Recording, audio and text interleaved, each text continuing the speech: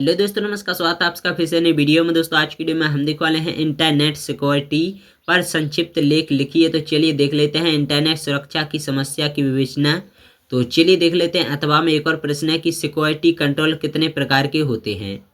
दोस्तों पहले हेडिंग है इंटरनेट सिक्योरिटी। दोस्तों इंटरनेट कई नेटवर्क्स का एक नेटवर्क है, इसलिए नेटवर्क सिक्योरिटी भी इंटरनेट सिक्योरिटी का ही एक भाग है। दोस्तों सुरक्षा की समस्या, तो दोस्तों कंप्यूटर सिस्टम को नुकसान पहुंचाने, आक्रमण, हैकर्स अर्थात डेटा चुराने वाले, उसमें परिवर्तन करने वाले और उसे नष्ट करने वाले द्वारा किए जाते हैं। और ऑनलाइन क्राइम के कारण FBI के नेशनल कंप्यूटर क्राइम स्क्वाड ने कंप्यूटर अपराध के खिलाफ सुरक्षा कवच के रूप में फायरवॉल की अनुशंसा की। और साथ ही NCCS ने और भी अन्य सिक्योरिटी के पैमानों को तय किया जो निम्नलिखित हैं।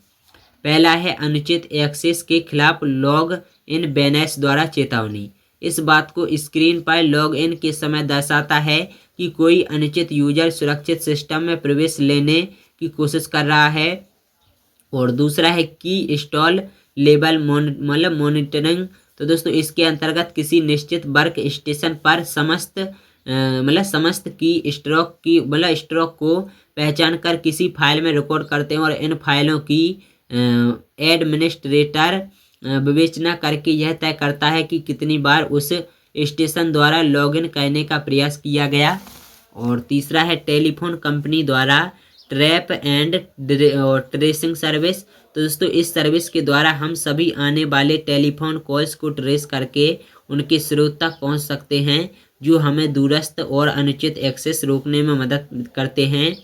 इसके बाद आता है कॉलर ID। तो दोस्तों इस सर्विस के द्वारा हम उस व्यक्ति के नाम और नंबर को पहचान सकते हैं जिसने हमें कॉल किया है। इसके बाद आता है कॉल ब्लॉकर। तो दोस्तों इस सर्विस यानी यह भी कॉलर ID से संबंधित है। इसके द्वारा हम कुछ टेलीफोन नंबर को प्रतिबंधित कर सकते हैं। इसके बाद आता है डेटा एनक्रिप्शन, यानी इनके द्वारा हमारे डेटा को किसी एनक्रिप्शन और डिस्क्रिप्शन सॉफ्टवेयर की मदद से परिवर्तित कर सकते हैं, और जिससे कि अधिकांश हैकर्स को सिस्टम में प्रवेश नहीं मिल सके। इसके बाद आता है फायरवॉल। तो दोस्तों सभी सिक्योरिटी पैमाने में फायरवॉल सबसे अधिक सुरक्षा कवच है, क्योंकि यह हमारे सिस्टम में बहुत संवेदनशील स्थान पर स्थापित की जाती है और उपयोग की जाती है। इसके बाद आता है दोस्तों सिक्योरिटी कंट्रोल के प्रकार। दोस्तों हमारे कंप्यूटर नेटवर्क सिस्टम को सुरक्षित करने के लिए दो तरह के सिक्योरिटी कंट्रोल होते हैं। पहला है इंटरनल कंट्रोल्स और दूसरा है एक्सटर्नल कंट्रोल्स।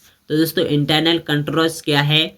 दोस्तों इंटरनल कंट्रोल सामान्यतः ऐसे कंट्रोल होते हैं जो कंप्यूटर सिस्टम के लिए सामान्यतः अंदरूनी होते हैं। पासवर्ड, फायरवॉल और डेटा इनक्रिप्शन इत्यादि। और इंटरनल कंट्रोल के उदाहरण हैं। इंटरनल कंट्रोल सिर्फ सभी प्रभावी होते हैं, जबकि उनके साथ कुछ हद तक एक्सटर्नल कंट्रोल लागू किए जावें।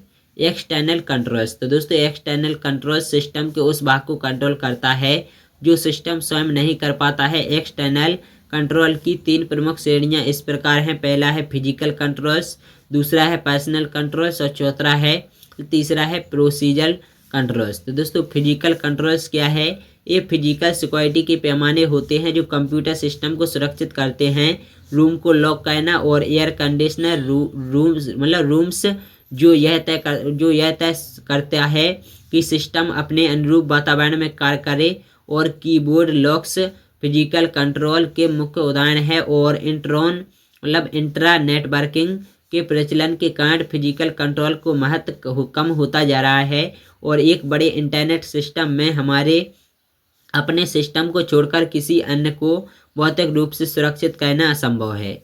इसके बाद आता है पर्सनल कंट्रोल।